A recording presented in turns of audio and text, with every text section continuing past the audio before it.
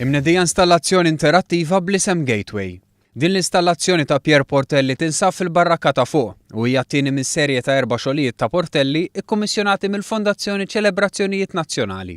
Gateway jiċċelebra l-10 anniversarju midħul ta' Malta fl-Unjoni Ewropea u jissimbolizza qatt ta' aspetti. Meta inti għandek aċċessibilità,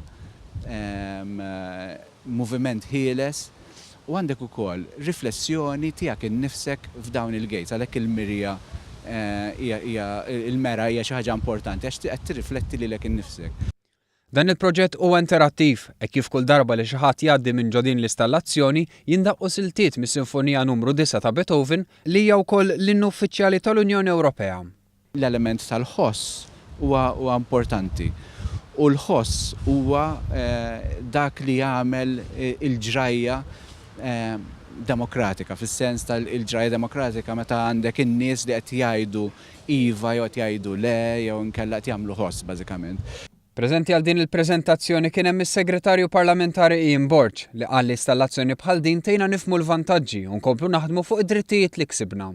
U għażiet jgħid li fil-ġimgħat li ġejjin il-Gvern se jiftaħ sejħiet għal min irid jaħdem b'mod attiv waqt il-Presidenza ta' pajjiżna tal-Unjoni Ewropea e kif tul il-Presidenza se jkun hawn mijiet ta' laqgħat. L-installazzjoni Gateway se tkun fil-barrakka ta' fuq għal madwar xahar.